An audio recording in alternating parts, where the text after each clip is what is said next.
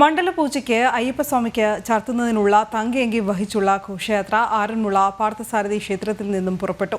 വിവിധ ക്ഷേത്രങ്ങളിലെ സ്വീകരണങ്ങൾ ഏറ്റുവാങ്ങി 25-ന് വൈകിട്ട് ദീപാരാധനയ്ക്ക് മുൻപ് ഘോഷയാത്ര സന്നിധാനത്തെത്തും.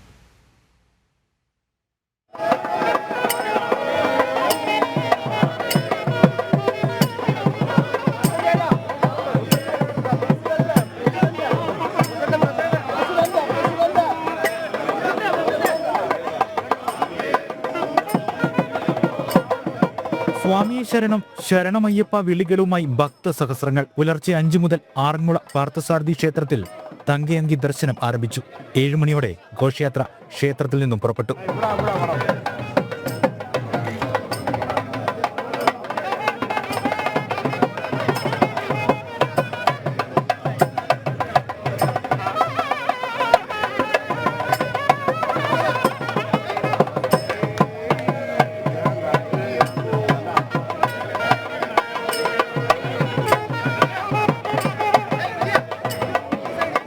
നിറപറയും നിലവിളക്കും വാദ്യമേളങ്ങളും ഒരുക്കി പ്രയാണവീഥികളിൽ ഘോഷയാത്രയെ വരവേറ്റ ഭക്തജനങ്ങൾ.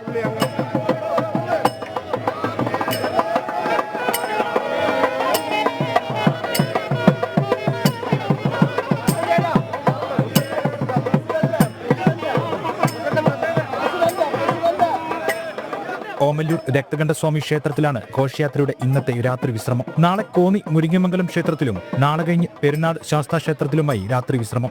25-ന് ഉച്ചയ്ക്ക് 1:30-ക്ക് പമ്പയിലെത്തുന്ന ഘോഷയാത്ര വൈകിട്ട് 3:30-ക്ക് പമ്പയിൽ നിന്നും പുറപ്പെട്ട് 5 മണിയോടെ ശരംകുത്തിയിലെത്തും. ഇവിടെ നിന്ന് ദേവസ്വം ബോർഡ് ഭാരവാഹികൾ ആചാരപൂർവ്വം സ്വീകരിച്ച് സന്നിധാനത്തേക്ക് ഘോഷയാത്രയെ ആനയിക്കും. 18-ാം പടി കയറി സോപാനത്തെത്തുമ്പോൾ തന്ത്രിയും മേൽശാന്തിയും ചേർന്ന് തങ്കയങ്കി ഏറ്റുവാങ്ങി അയ്യപ്പ വിഗ്രഹത്തിൽ ചാർത്തി ദീപാരാധന നടക്കും. 26-ന് ഉച്ചയ്ക്ക് തങ്കയങ്കി ചാർത്തി മണ്ഡലപൂജ നടക്കുന്നതോടെ 41 ദിവസത്തെ മണ്ഡലകാലത്തിന് സമാപനമാകും.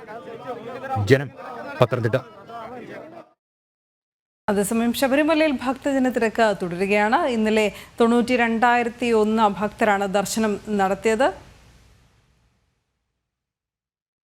22,002 ഭക്തർ സ്പോട്ട് ബുക്കിങ്ങിലൂടെയാണ് ദർശനത്തിനായി എത്തിയത്. പുൽമേട് വഴി സന്നിധാനത്ത് എത്തിയത് 6,013 പേർ. ഈ സീസണിൽ ഏറ്റവും അധികം ഭക്തർ പുൽമേട് വഴി ദർശനത്തിന് എത്തിയതും ഇന്നലെയാണ്. തങ്കയങ്കി ഘോഷയാത്രയുടെയും മണ്ഡലപൂജയുടെയും പശ്ചാത്തലത്തിൽ വിവിധ സ്ഥലങ്ങളിൽ അയ്യപ്പ ഭക്തർക്ക് ക്രമീകരണങ്ങളും ഏർപ്പെടുത്തി.